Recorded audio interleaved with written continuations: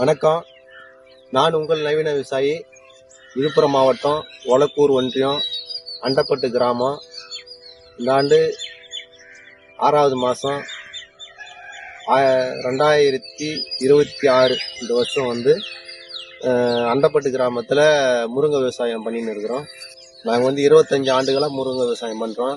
இந்த ரகம் PKM 2, அதாவது PKM 1, PKM 2 ரெண்டு ரகம் இருக்குது. நாங்கள் பயிர் வச்சதுக்கு PKM 2. PKM 1க்கும் PKM 2க்கும் என்ன வித்தியாசம்னு கேட்டிங்கன்னா, PKM 1ன்றது குட்டையாக இருக்கும் காய், அதாவது 2 அடிக்குள்ளே இருக்கும், அந்த பாஸில் ஒரு அளவு காய் இருக்கும். PKM 2ன்றது காயில் லென்த்தாக ஒரு 3 அடி 4 அடி கூட காய் இருக்குது. இப்போ நம்ம தோட்டத்திலே இருக்குது, அந்த அளவுக்கு காய் இருக்குது. இந்த விவசாயம் பண்ணால் இது 1 ஏக்கர் இடம் இப்போ பண்ணியிருக்குது. இந்த 1 ஏக்கரில் முதல்ல நாங்கள் கார்த்திகை மாதம் மல்ச்சிங் சீட்டு போட்டு எருவெலாம் நல்லா கொட்டி ட்ரிப் லைன் விட்டு போட்டுட்டு அதில் தர்பூசணி மெயின் பயிராக பண்ணோம். தர்பூசணியில் இந்த ஆண்டு ஒரு டன்னு 14,000 ரூபா 15,000 ரூபா போச்சு. இந்த இடத்துக்கு 10 டன்னு எங்களுக்கு அதிலே ஒரு 1 லட்ச ரூபாய் எங்களுக்கு தர்பூசணியில் லாபம். அந்த தர்பூசணி நடும்போதே நாங்கள் முருங்கை ஆல்ரெடி நாங்கள் ட்ரேவில் கண்ணை போட்டு இந்த ஒரு 25 நாள் கழிச்சு அந்த ட்ரேவில் கண்ணை போட்டு 25 நாள் கழிச்சு தர்பூசணி கூட நாங்கள் ஒரு 4 அடிக்கு ஒரு கன்று நாங்கள் இது கூட நட்டுட்டோம். இந்த இடம் 1 ஏக்கரு. இப்போ இதில் ஒரு 550 செடி இருக்குது. இந்த 550 செடியில் இப்போ நாங்கள் ஈல்டு இப்போ எடுத்துன்னு இருக்கோம். அதாவது கார்த்திகை மாதம் போட்டோம். கார்த்திகை, மார்கழி, தை, மாசி, பங்குனி, சித்திரை, வைகாசி, ஆனி ஒரு 7 மாதம் ஆகுது. இப்போ ஒரு 2 மாதமாக காய் எங்களுக்கு அறுவடை நிற்குது. குறைஞ்சபட்சம் போன மாதம் 20 ரூபா காய் ரேட்டு போச்சு. இப்போ 80 ரூபா, 110, 120. இப்போ இன்னைய நிலம் 50 ரூபா 60 ரூபா இன்னைக்கு காய் ரேட்டு போகுது. சாதாரணமாக எங்களுக்கு ஒரு கிலோவுக்கு 20 ரூபா குறைஞ்சபட்சம் போனால் கூட எங்களுக்கு முருங்கை பொறுத்த வரைக்கும் நல்ல லாபம் தான்.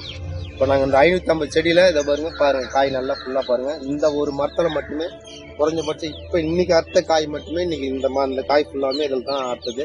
இன்னும் அந்த காய் இருக்குது. இந்த மரத்தில் இன்றைக்கி மட்டுமே ஒரு 5 கிலோ காய் வரும். இதில் அறுக்கலாம். குறைஞ்சபட்சம் ஒரு மரத்துக்கு 5 கிலோ 10 கிலோ வரைக்கும், அதிகபட்சம் 10 கிலோ 5 கிலோலேருந்து ஒரு மரத்துக்கே வரும்.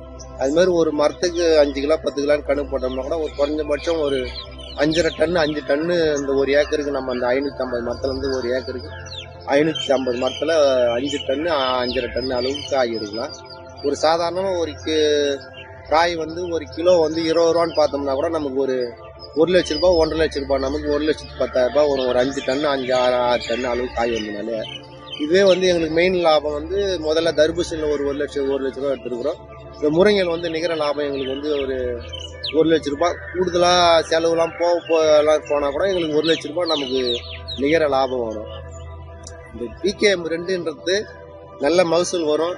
அது மட்டும் இல்லாமல் இந்த விதை வாங்கும்போது நீங்கள் நல்ல விவசாயம் கிட்ட எங்களை மாரி ஆளுங்கிட்ட பார்த்து விதை வாங்கினா தரமான காய் எடுக்கலாம். 100% ஒரு மரத்துலேருந்து நம்ம செடியிலேருந்து காய் திறன் நாங்கள் நல்ல தரமான காயில் தான் விதை எடுத்து கொடுப்போம்.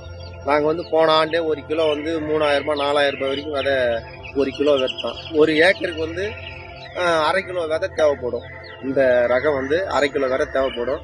அதனால் இனி ஒரு விவசாயிகள்லாம் தர்பூசணி யாரெல்லாம் பயிரிடுறீங்களோ கூடுமான வரைக்கும் தர்பூசணியில் இதை ஊடு பயிராக பண்ணோம்னா தர்பூசணியில் ஓரளவுக்கு நமக்கு லாபம் வந்தாலும் வரலனாலும் முருங்கையில் நமக்கு கூடுதல் லாபம் வரும்.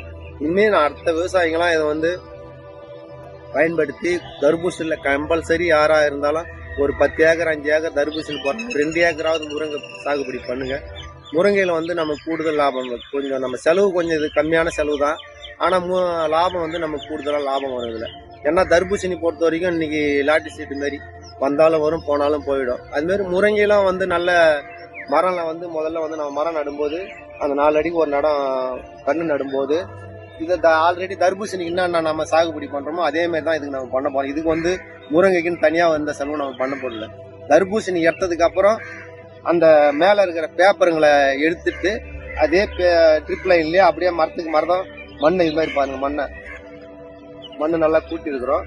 ஒரு 2 அடி ஹைட்டுக்கு மரம் நல்லா மண்ணு கூட்டினா மட்டும்தான். ஏன்னா இது மாதிரி காய் வர டைமில் மரம் நிறைய சேதமாகும். அந்த காய் வெயிட் தாங்காமல் நிறைய மரம் உழுது காற்று மழையில அது மாதிரி மரம் சாயும். அதனால மரத்துக்கு மரம் நல்லா 2 அடி ஹைட்டு மண்ணை கூட்டி அப்படியே விட்டு அந்த அதே மாதிரி மண்ணு கூட்டுறதுக்கு முன்னாடி ஒரு 2 அடி 3 அடி ஹைட்டு வளர்ந்தோம்னா அந்த முனையை இது மாதிரி ஒரு அடி அளவுக்கு முனையில கிள்ளி விட்டா சைடு வந்து கிளைங்கள்லாம் வந்து நிறைய கூடுதலாக கிளைகள் வரும்.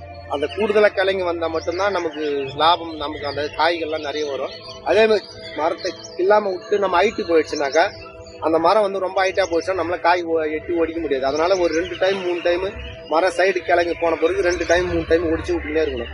அது மெயின் முருங்கையில வந்து மெயின் பராமரிப்புனா மெயின் கட்டினா அந்த 2 மாசத்துலேருந்து 3 மாசத்துல அந்த முனை கிள்ளி விடுத்தான். ஏதோ பழமொழி சொல்ல விடுவாங்க, முருங்கையை நல்லா ஒடிச்சு வளர்க்கணும். அதே மாதிரி முருங்கை ஒடிச்சு விட்டா மட்டும்தான் நம்ம சைடு கிளைகள்லாம் கூடுதலாக வரும். அதே மாதிரி வந்து இந்த முருங்கை வந்து நம்ம விழுப்புரம் மாவட்டத்தில் நாங்கள் தான் முதல் அந்த பக்கம் அந்த பயிர் எடுத்துன்னு வந்தோம். எடுத்துன்னு வந்ததுக்கு அப்புறமும் நிறைய விவசாயிகள்லாம், அதாவது கொரோனாவுக்கு முன்னே அந்த மழை காலங்கள்லாம் கொஞ்சம் கம்மியாக இருக்கும்போது நல்ல ஈல்டு வந்து, அந்த கொரோனா போது எங்களுக்கு மழை கூடுதலான மழை பெஞ்சதுக்கு அப்புறம் கொஞ்சம் இடையில ஈல்டு எங்களுக்கு குறைவாக இருந்தது. ஏன்னா மழை காரணங்களால இந்த ஆண்டு கொஞ்சம் மழை அப்படி இப்படி கொஞ்சம் கம்மியாக தான் இருக்குது. அதனால அந்த வந்து மகசூல் வந்து எங்களுக்கு கூடுதலான வருமானம் தான். அதனால இந்த இனி ஒரு விவசாயிகள்லாம் எந்த விவசாயிகள் பயிர் பண்ணாலும் தர்பூசணி பொதுவாக பயிரிடுறவங்க மணிலா, தர்பூசணி, உளுந்து இதில் எல்லாத்துலேயுமே இது ஊடு பயிராக பண்ணலாம். மெயின் வந்து தர்பூசணியில் பண்ணோம்னா, தர்பூசணி கிர்னியில் பண்ணோம்னா நமக்கு கூடுதலான லாபம். ஏன்னா தர்பூசணியில் போட்டோம்னா ஒரு 2 மாதம் 3 மாதம் வரைக்கும் தர்பூசணியில் வர தண்ணிகளை அந்த தண்ணிங்களே வந்து கூட நல்லா வளர்ச்சி வந்துடும். தர்பூசணி நம்ம அறுவடை பண்ணதுக்கு அப்புறம் நம்ம அதுக்கப்புறம் ஒரு 2-3 மாசத்துல நமக்கு அறுவடை. மொத்தத்தில் ஒரு நம்ம மணிலாவில் ஊடு பயிர் பண்ணோம்னா 6 மாதம் ஆகும் காய் வரதுக்கு. இதே தர்பூசணியில் வந்து ஊடு பயிர் பண்ணோம்னா நமக்கு 4 மாசத்துல காய் வர ஆரம்பிச்சிடும். அதனால தர்பூசணி பயிருக்கும் இது ஊடு பயிருக்கும் நல்ல செட்டாக இருக்கும். நல்லா இந்த விவசாயிகள் வந்து பயன்படுத்தி நல்ல மகசூல் எடுக்கணும்னு சொல்லிட்டு உங்கள் நவீன விவசாயி. நன்றி, வணக்கம்.